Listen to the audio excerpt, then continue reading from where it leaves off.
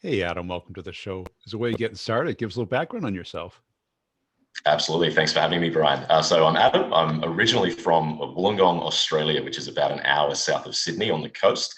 I spent the first 30 years of my life over there playing sports. I worked in a coffee store. That's sort of how I put myself through college. And then I took an opportunity as a graduate and started with Telstra. Telstra, for those who might not know, probably best known as the Australian Telecommunications Organisation, but we've got a really significant global business as well. And have been here in the United States for about 25 years. So yeah, I worked with Telstra as a graduate and then a salesperson for about 5 years in Australia.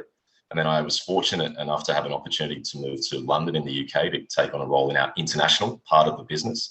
Spent a few years there, and then again was fortunate to have an opportunity to move to New York in my first leadership role. And I'm now based in San Francisco, leading our enterprise and technology business. And was sales a natural progression in your career, or was it unnatural?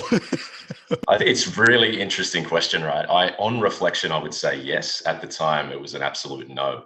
So obviously I started, as I mentioned, in coffee. I worked in a sports retail store as well. So I mean, I was selling tennis gear and shoes, and as a salesperson or a barista, sorry, in the coffee store, I'd like to think by delivering a consistent product, right, you're still selling something. The way you talk to someone behind the coffee machine, you're still selling an experience. But at the time, I didn't realize that. When I started at Telstra and was put into a graduate rotation in sales, then the role was called an account executive, right? I had absolutely no idea what that meant.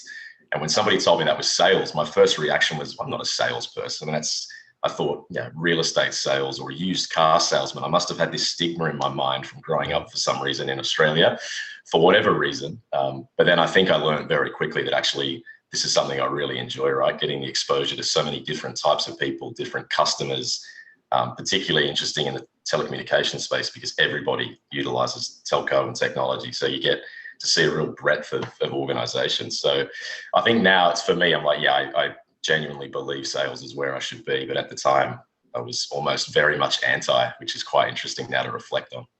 And did you seek out relocation, or was it thrust upon you? Yeah. So yeah, we were chatting offline about the 13 or 14 years in the one company. After about 4 or 5 years in Telstra in Australia, I'd had an opportunity to work on a few different types of customer segments, from retail to mining, oil and gas to manufacturing. I'd had a few opportunities for change and a little promotion, but I probably felt like I was done after that 4 or 5 years. I didn't, at the time, really have an understanding of Telstra's involvement in the international business, which is actually $2 billion of our 28 billion. So it's not small, but in Australia, I was sheltered from it. So I didn't even realize there could be an opportunity overseas. So one of my leaders, and actually my current leader, was my first manager back in Sydney. And he had moved to London to run one of our teams over there. And he always said to me, look, if you ever really want to pursue an opportunity, there might be something over here for you. And it was never the right time. And my girlfriend at the time was in college. I had stuff I was trying to do with my existing role, thinking about a different move. And then all of a sudden it just became the right time. So I pursued that opportunity in London. And for me, it was enough of a change. It was such a big cultural shift, both living, but also working, different set of customers, different type of buyers, that felt like a change and a new move and a real kick of motivation for me anyway.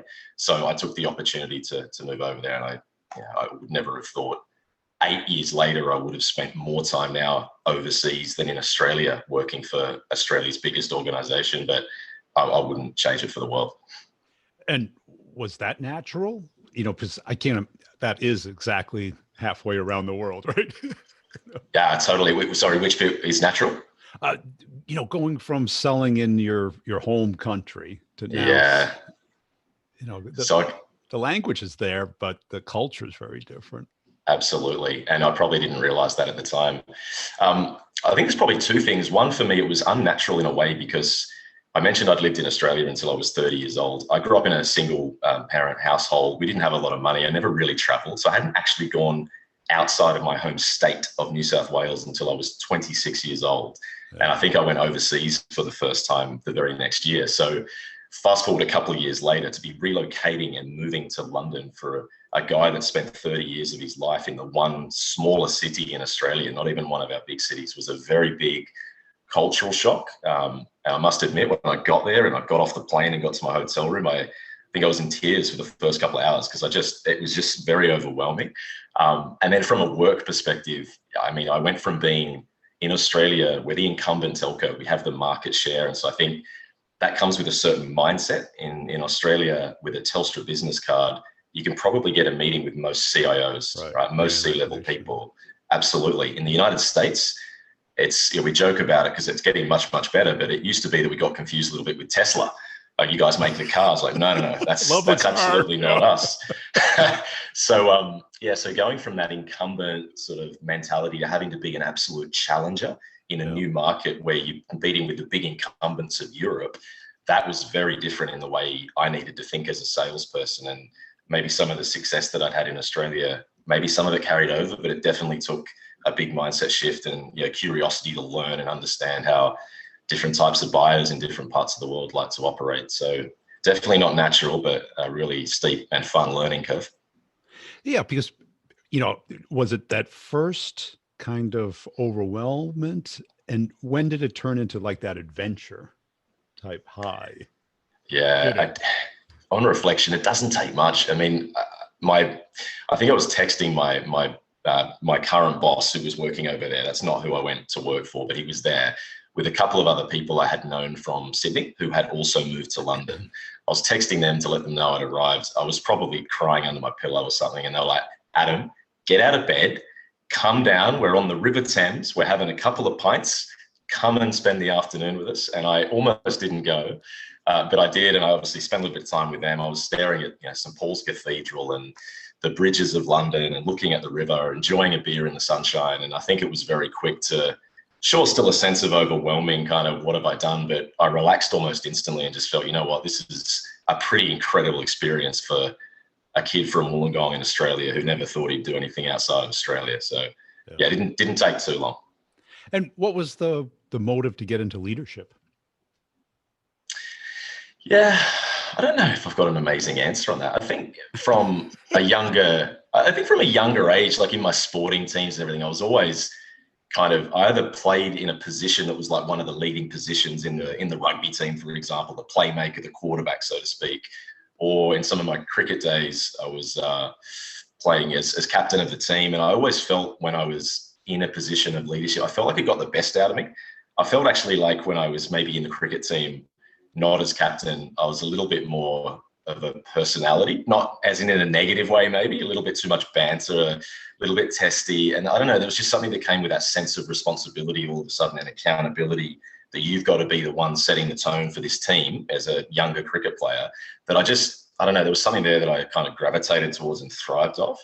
And then, if I think about even just working in the coffee store back in Wollongong, I had the opportunity there as a barista to teach young kids who were just in high school coming in for their first job how to make coffee. And I'm super passionate about coffee. I've even got a coffee plant tattooed on my arm. I'm very passionate about coffee. So I took that very seriously in coaching and training the team on how to make an amazing cup of coffee, right?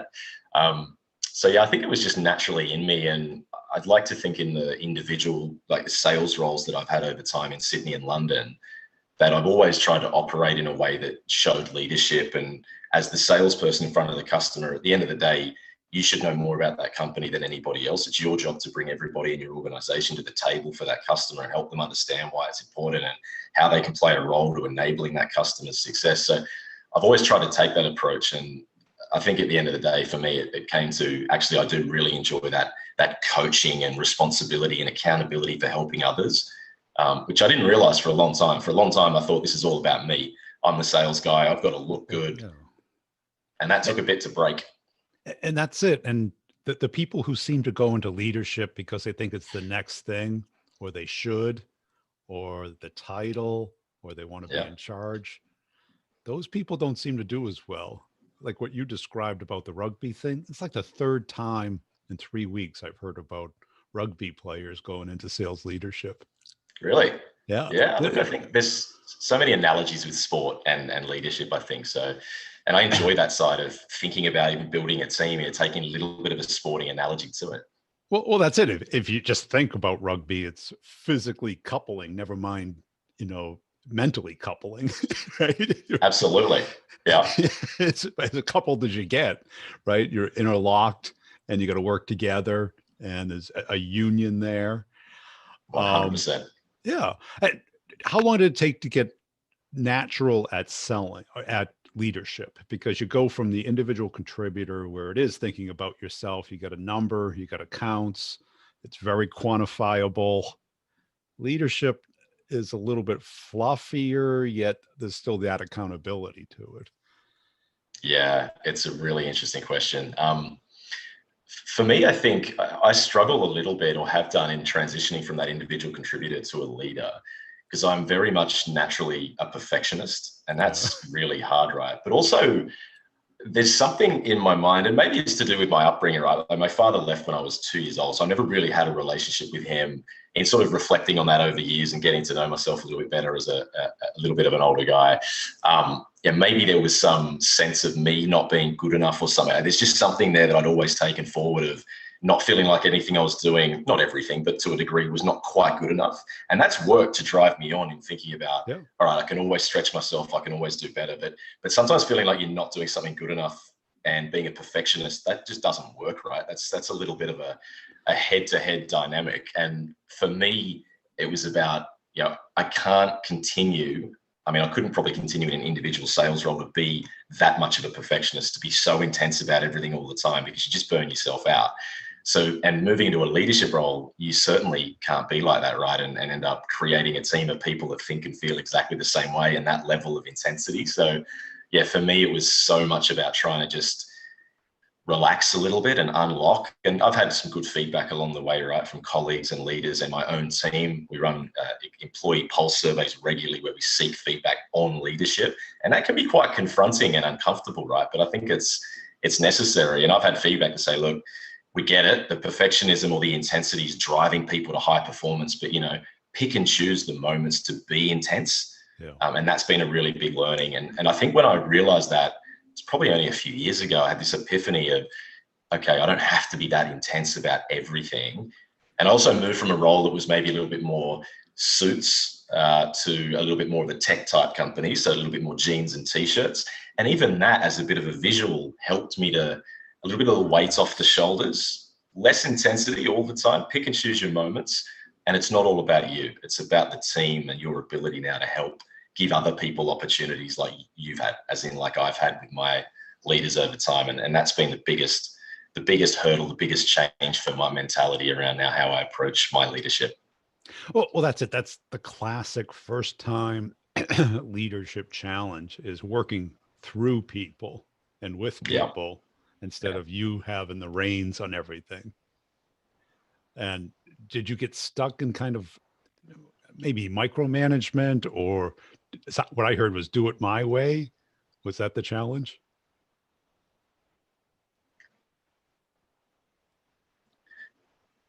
Yeah, interesting. And sorry if I'm getting a tiny bit of lag, I'm just seeing a little bit. No, I don't think it was so much do it my way. Maybe there was a degree of that, but it was more like, I think, holding the team and myself to the same standards I was always expecting, but maybe that was almost too much, right? It was a little bit unreasonable and unrealistic. So I think I've always tried, I hope at least, to have a good balance of sort of putting my arms around the team, right? Always been big on team spirit and culture. So it's not always just been, bang, bang, bang, you've got to do this. But I think there was just those moments of that perfectionism. You do tend to maybe want to get a little bit too involved. Maybe some people would interpret it as micromanaging, others might not. I'd love to think that I'm absolutely not a micromanager, but I think I've realized, at least over time, that clearly every individual is very unique and needs something completely different from their leader, right? And so some people, when we run those surveys, we ask people, what do you want your leader to start, stop, and continue? And often the starts marry up with some of the stops. It's the same thing, but it's because some people say, look, I want you to pull back a little bit. I don't need you in the trenches as much as X, Y, Z times. Others will say, hey, I actually want to bring you in a little bit more. That's totally okay, right? But I think, to my earlier point, without the feedback and the understanding of that from the team, then you can't kind of tailor your behavior. So yeah, that's been a good learning. Well, that is the hard part, because everybody's different and you'll have contrasting requirements, which kind of puts a little head trip on you. Absolutely. But you came highly recommended by your team, so there must have been a reason behind that. So you've worked through that then, huh? Yeah, so the guy in my team that tagged me for this particular podcast series, He's actually relocated from Australia to San Francisco. So maybe it was because I'm the good guy that helped him relocate across the world. But no, in all seriousness, I think I would look at that though and say, look, our default position for the most here in the United States would be that we would recruit and hire for local talent. But obviously with a global organization, you always want to create opportunities for talent and the next wave of talent to grow their own careers and develop. And so again, in all seriousness, that sort of opportunity for that guy that did tag me is something I'm proud of, right? Because I was given opportunities to grow and develop and test myself in other markets and given a chance to move from Australia and live in the United States. It's pretty amazing because it's such an amazing experience from a work perspective, but also culturally. My emotional intelligence, I'd like to think, is much, much stronger than it was when I never lived anywhere but Australia for very obvious reasons. And yeah, to be able to create those opportunities for people, I think are important. And again, the questions about, have I turned the corner? What does my team think? Again, it's hard for me to answer that. I can take the feedback I hear from them. It's a better question for all of them. But I'd like to think that I've got a healthy balance of being demanding at times and setting high expectations, and big ambition, being very ambitious with what we want to set ourselves out to achieve together, but with a big, big mix of that culture and building a team spirit and energy where people are feeding off each other and celebrating everyone's success, joining account plan strategies when it has nothing to do with you, just to contribute or maybe learn from someone else. And that's the type of culture that we have in our team here. And so that's something I'm super proud of and something that will hopefully continue to be a big, big part of how I think about the sort of team I want to be a part of and lead. Now, have you run into, because I see this when I talk to reps all over the world, the number one thing I hear is, oh, things are different here. Does it work in this location? Does it work in this? Yeah. And I got to imagine, having worked in 3 different continents, right? Yeah. And on both coasts of the US alone is dramatic cultural difference between New York City and San Francisco. Yeah. It's incredibly different. And I don't think one size fits all at all. A few years ago, I would say the look and feel of Telstra in each of our core regions outside of Australia, which is the United States, EMEA, so Europe, Middle East, Africa, and then North and South Asia, they all probably looked a little similar in how we set ourselves up, the sort of resources we had, products we were selling, how we were going to market. And we learned very quickly that it just doesn't make sense. We went through a number of operating model changes a couple of years ago as part of a broader transformation strategy to unleash our organization from being what was a 100-year-old telco in Australia that used to be government run into an organization that will be here for the next 100 years and capitalizing on all the new opportunities around 5G and IoT and everything that comes with that. And we made some decisions where we said, look, every region can look different. That's okay. We need consistency of process and systems and tools so that our experience for customers and our people is consistent.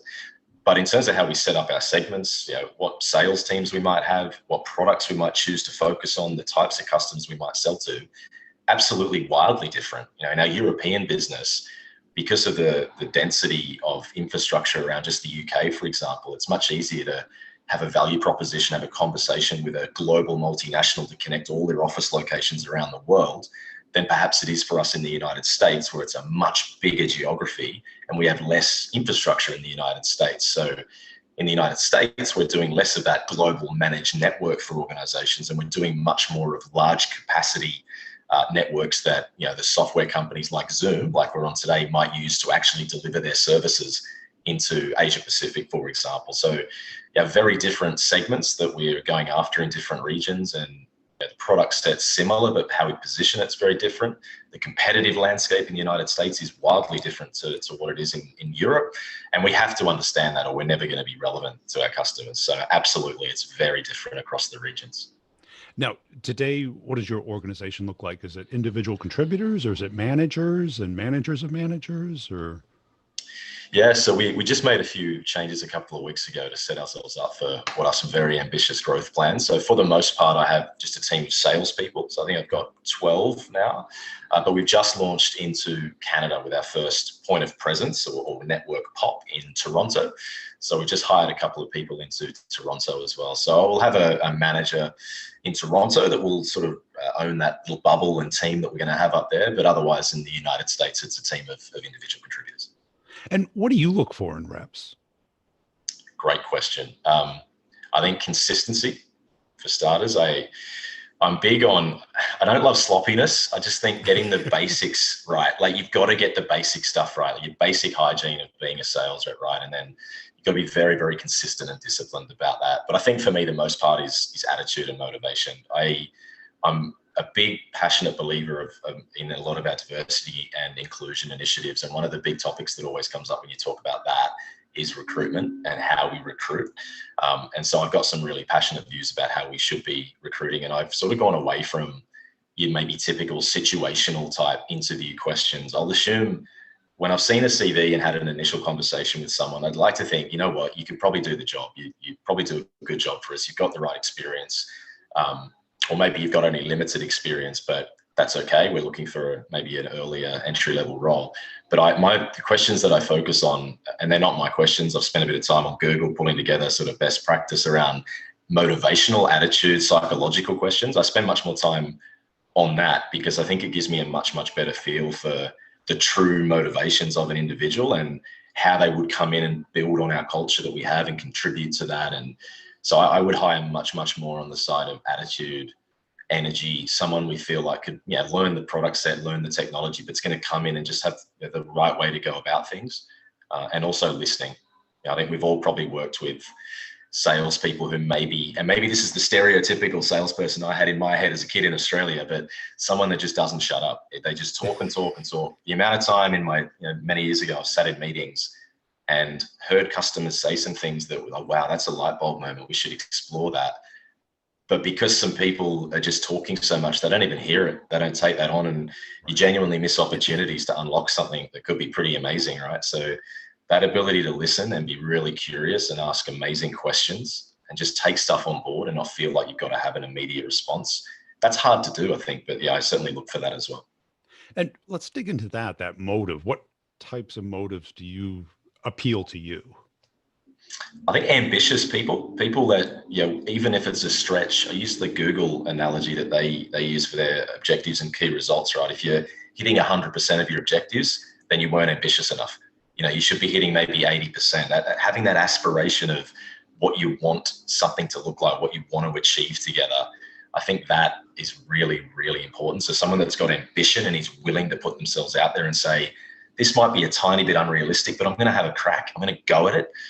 It's a bit hard to explain because I think in some of the questioning techniques I would use, it just kind of naturally, it almost is like a bit of a gut feel. You start to hear and see things from someone that you feel like, yeah, okay. I mean, one of the questions I love asking is, I'll ask somebody, and I think it's a pretty common question, right? And again, I didn't make it up, but what's the difference between someone that is great as a salesperson and someone that is world class? Like, how do you describe that difference? Those sorts of questions really unlock someone's thinking and how they would think, all right, wow, that's really getting, I think, inside someone a little bit more about their true motivation and ambition. And so, yeah, I'm not sure I can put my finger on it completely, but certainly ambition and attitude is one huge factor for me. And I love that question. What's a great answer for that? Yeah, so you know what? Every time I ask these questions, I always think, God, I wish someone would not ask me that if I go through another interview process again. I don't want to have to answer that question.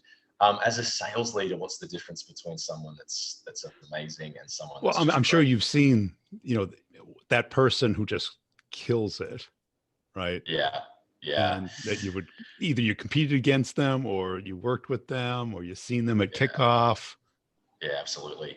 I think, again, it's the consistency, and maybe more in a leadership role, it's the consistency around emotion. Because I think, again, everyone in different industries experiences different stress levels. And in technology and telco, it is a very complex organization.